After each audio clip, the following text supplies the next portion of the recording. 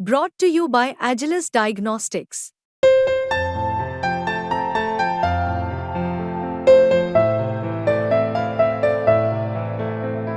Agilus Diagnostics. देखिए, सबसे पहला तो पार्टी को और पार्टी के नेतृत्व को मैं धन्यवाद करना चाहूँगा कि उन्होंने मुझे पार्टी का टिकट उचाना कलां से दिया। और जहाँ तक लोगों की बात है, जहाँ तक क्षेत्र की बात है, तो ना तो क्षेत्र मेरे लिए नया है, ना मैं उनके लिए नया हूँ। हाँ, ये बात है कि बहुत गहनता से मिलने का मौका अब मिला है। मैं ख़ासतौर पर पिछले 2.5 महीने से लगातार अपने क्षेत्र में पूरा जो गांव है मैंने सारे के सारे कवर किए हैं, वहाँ पे बहुत बहुत गहराई से कवर किए हैं। और अब चुनाव औपचारिक रूप से आ गया है, टिकट भी हो गया है, तो अब अगले 4 हफ्ते उसी में व्यस्त रहेंगे। नहीं, इसको 2 स्तर पे देखना पड़ेगा हमको, क्योंकि जहाँ तक प्रदेश की राजनीति का सवाल है, उसमें एज सच कांग्रेस अपने आप में पूरी तरह से सक्षम है और आज के दिन बहुत ही एक अच्छी स्थिति में है बहुत बड़ा बहुमत के साथ सरकार बनाने की। लेकिन यदि उसको आप राष्ट्रीय राजनीति के परिप्रेक्ष्य में डाल के देखेंगे, तो जो इंडिया अलायंस है उसके नाते यदि किसी भी प्रकार का अंडरस्टैंडिंग या सीट शेयरिंग या समझौता अगर किया जाता है, तो वो केंद्र नेतृत्व ने देखना है। उनके अधिकार क्षेत्र का मैं कहूँगा हिस्सा है।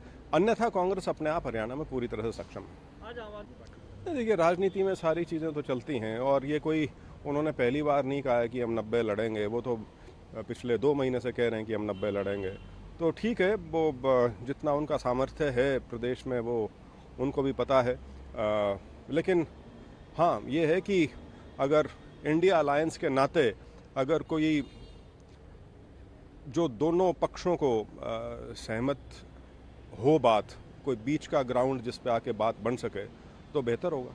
एक आखिरी सवाल देखिए, बीजेपी पहली बार अपनी ज़मीन पे अपने आप को असहाय महसूस कर रही है, और सिर्फ अब नहीं, पार्लियामेंट में जब राहुल जी ने अपनी स्पीच दी थी और उसमें जो शब्दों का इस्तेमाल किया था, ख़ास तौर पे शिव जी का और अभय मुद्रा का जिक्र जो उन्होंने किया था, और उसके अलावा कि किस प्रकार से पूरे धर्म की ठेकेदारी एक इंस्टीट्यूशन या एक संस्था के पास या एक पॉलिटिकल पार्टी के हाथ में नहीं है, वो सबकी साझी है, पूरे देश की है।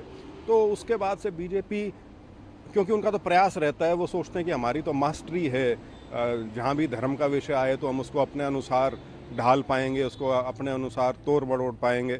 लेकिन देश ने पिछले 10-12 साल में ये सारा खेल देख लिया है। सिर्फ मीडिया मैनेजमेंट और नैरेटिव को कंट्रोल करके जो राजनीति करने का एक प्रयास उनका चल रहा था, वो अब लोगों को समझ में आ गया और इसीलिए उनको वो ट्रैक्शन अब नहीं मिल पा रही। वो कोशिश करते हैं, किसी को धर्म का बस जिक्र करना है और वो उसको पकड़ेंगे किसी ना किसी तरह से कि हम इसमें किसी प्रकार से या तो हिंदू मुसलमान निकाल दें या इसमें ये निकाल दें कि हिंदू धर्म की बेइज्जती कर दी। ये प्रयास रहता है। लेकिन ये प्रयास अब उनके मेरे ख्याल से उनकी क्षमता से अब बाहर हो चुका है, क्योंकि लोग पूरा खेल समझ चुके हैं। ये मेरा मानना है। और जहाँ तक राहुल जी का सवाल है, जो आरएसएस के ऊपर उनका विचार है, जो आरएसएस के ऊपर उनकी प्रतिक्रिया रहती है, वो आज की नहीं है, वो कंसिस्टेंट है उसमें। जब से वो राजनीति में आए हैं तब से वो आरएसएस की विचारधारा जो है उसको सिरे से उसका विरोध करते आए हैं। तो उसमें कोई नई बात नहीं है जो वो कह रहे हैं। अब यार देखिए, अब यही है, ये उत्तेजक भाषा, घटिया भाषा का प्रयोग केंद्र के मंत्री करते हैं, बड़े नेता करते हैं, बहुत दुर्भाग्यपूर्ण है। लोगों ने आधा सबक सिखाया है, उससे भी अगर सबक नहीं सीखना चाह रहे तो आगे और भुगतेंगे, इतना ही कहूँगा। क्योंकि इस तरह की भाषा, इस तरह के अमर्यादित बयान और इस तरह की टिप्पणियाँ एक जो जन साधारण है उसको पसंद नहीं आती। और जैसे मैंने कहा, इससे अब लोग ऊब चुके हैं। वो एक फेज़ था, वो निकल गया अब।